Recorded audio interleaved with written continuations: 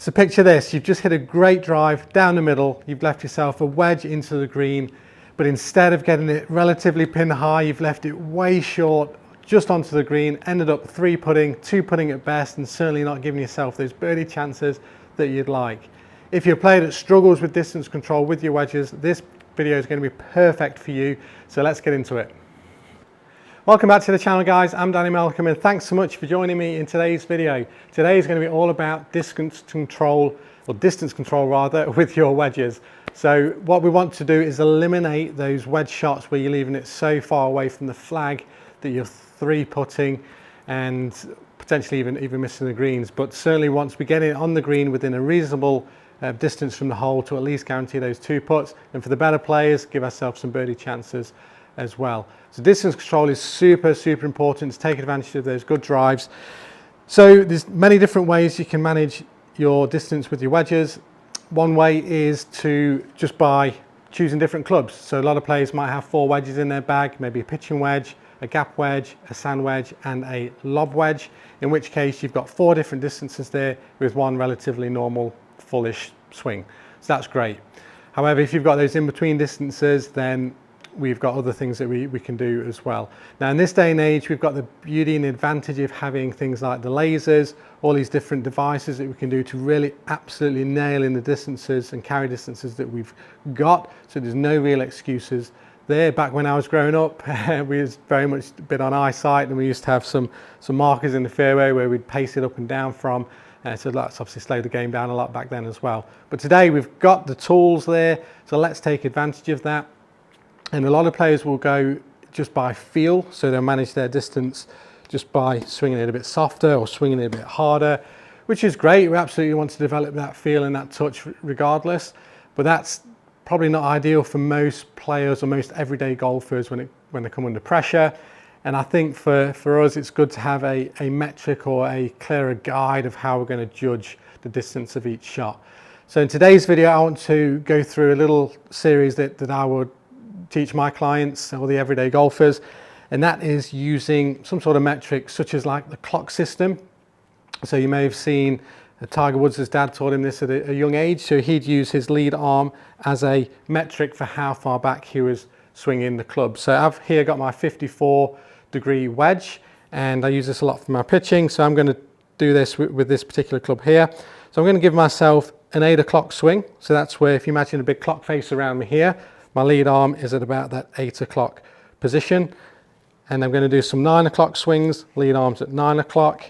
I'm going to do some 10 o'clock swings, and then 11 o'clock for me would be full. So that there is 4 different length swings that should, if I keep the same tempo, give me different club speeds, which should equate to, assuming a reasonable strike, different distances or different carry distances as well.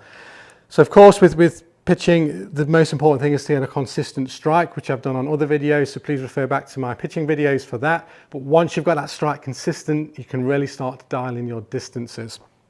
Okay, so what I'm going to do here is just hit a few shots with this 8 o'clock swing to start with. So from front on there, 8 o'clock and through, and I'm going to keep that same tempo throughout this series, and you have a look at the distances that comes up here. So 8 o'clock and through, and we'll just make note of that club speed. So 38 miles an hour there. So a couple of practice swings, and I always recommend when you're out on the course, have a few little rehearsal swings, feeling that length of swing, step to the ball, same tempo, and 39. And you note those carry distances as well. So again, a couple of practice swings, 8 o'clock, nice tempo.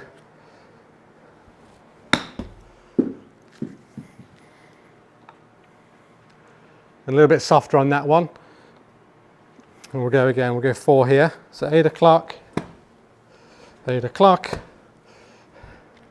and then through.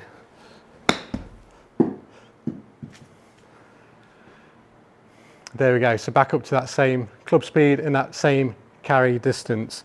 So that would be the 8 o'clock swing. Now I'm going to do some at 9 o'clock. Now some players may choose this metric differently. It doesn't really matter. It's whatever feels right and works for you. So some players might think of that 8 o'clock swing as hip, so hands to hip. And that'll be the same thing, same distance swing, so hands to hip. Another player might think of that as a quarter swing. So quarter swing and through, quarter swing and through. So there's different ways we can do it. If you were a player that likes to use the body parts as a visual, then the 8 o'clock one would be hip, 9 o'clock would be chest or half swing, and the 10 o'clock would be shoulders, because that's level with the shoulders, or it'd be 3/4 swing, and a full swing is a full swing. So you've got different metrics there that you can use, whatever's right for you. But ultimately that length swing with the same tempo, each different length swing with that same tempo should provide some different numbers.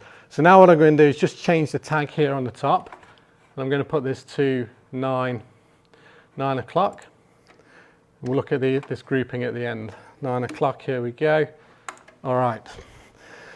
So a couple of rehearsal swings again. Lead arm to 9 o'clock, or chest, or half swing, whatever suits you. And let's see what comes up here.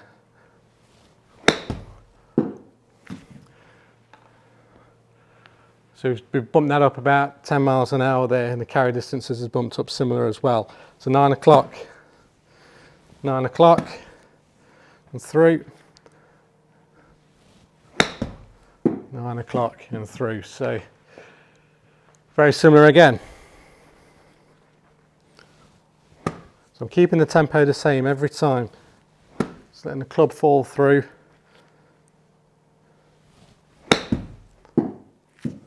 9 o'clock. There we go. And one more. 9 o'clock. 9 o'clock.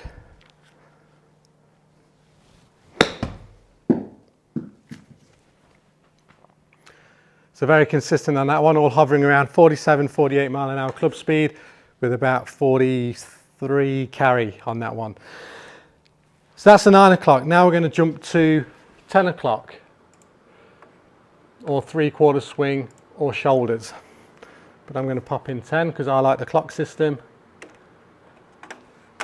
having copied off Tiger, as many people do. So now this is 10 o'clock, or shoulders, or 3/4 swing. Rehearsal again. Okay, so 10 o'clock.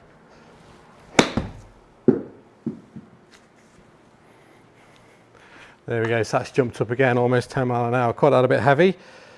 So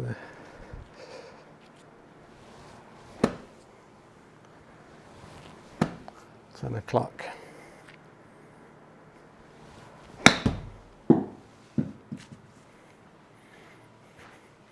There we go.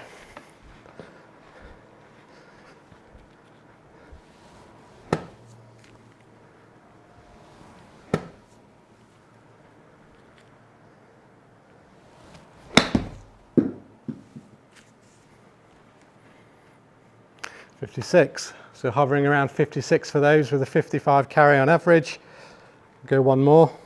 10 o'clock, or shoulders, or 3/4 swing.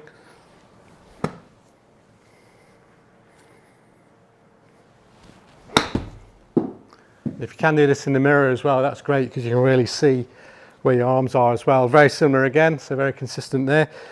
But it's also good because as you're doing your practice swings, and I do this when I'm playing even today, is I'll watch where my arm is.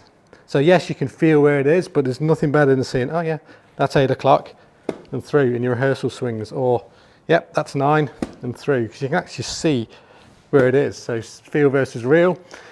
And then from there you can go to your full swings as well. So I'll just change this to full. I don't really recommend, or for 11 o'clock for me, but I don't ever really recommend hitting your highest lofted wedges really full anyway. Just swing within yourself. This would be fullish for me. So we'll set this up. There we go. It's more of a fuller swing. So I should see that step up about 5 to 10 miles an hour. There we go, so the carry's jumped up as well. So fullish swing. There we go, we'll go 2 more. I would say this is quite full, I can give that a bit more. I'm still in smooth mode here, so I'll give it a little bit more on this one. There we go. That's it. Just getting too much of a rhythm on this video.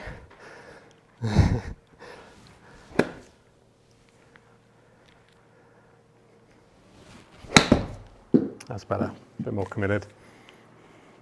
There we go, that's more like it. Yeah, that's my carry for that club normally. So what we'll do there is just bring these up as a dispersion chart. So you'll notice, if I put them all up there, here we go. So you notice the differences in the carries. So my 8 o'clock swings down here with the white.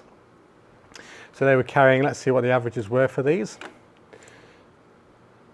So the average carry there was 30 meters for my 8 o'clock swings. Then we went up to 9 o'clock. So that went up to 43 meter carry. Then we went up to 10 o'clock or 3/4 swings, 54 meter carry. Then we jumped up to fuller swings, so that's jumped up again quite nicely. So the gapping for that is actually quite nice. So that's a 10, roughly a 10, 12 meter distance difference with each of those different length swings. And notice how the club speeds have gone up from 38 to 48 to 56 to 66. So those different length swings with the same club is giving me 4 different distances, which is great. So you can imagine now if you've got 4 different wedges in your bag, that's 4, 8, 12, 16, get my maths, 16 different distances with 4 different swings. And each of those clubs can also give you different flights, different trajectories, different spin as well. But just for those 4 stock swings that you can practice with those 4 wedges, just imagine how dialed in you could be. So the next time you're out on the course and you laser that pin or you get that carry distance that you need, you know exactly, if you've got that written down on a piece of paper, you've got your pitch, gap, sand wedge and your 60 degree or similar noted down there with the 4 different length swings. So 8, 9, 10, 11 o'clock or quarter, half, 3/4 and full. Then you've got all those carry distances all charted out there that you can leave with your scorecard. So each time you've got that wedge in your hand, you go, all right, what do I need here? Have a look. Okay, that's a 52 degree wedge at 3/4 swing. And then you know exactly, you committed, you made the right decision, there's no indecision whatsoever, and then you can just go into your rehearsal swings, 3/4 swing or 10 o'clock, whatever it might be, and then step up to the ball and you know you're going to be so close with a relatively good strike. You're going to be so close, so pin high. You're going to eliminate the chances of those 3 putts, plenty more 2 putts, plenty more pars and even some birdie chances as well. So that's what I recommend for you guys. Go out there and practice that. If you've got TrackMan, fantastic. If not, you can go out on the field or on the range with your own balls somewhere and just do what I did back in the day and pace them out as well, or you can obviously laser it to some target on the ground. That's so valuable. So I really highly recommend that you go out and do that, get your distances dialed in, and yep, let's watch your wedge play improve and let's watch those scores come down. So I hope you found that video helpful. If you have any questions, please leave a message below. If you're new to the channel, please consider liking and subscribing to the channel. Lots more great videos to come. But really, thank you so much for watching and I look forward to seeing you on the next video.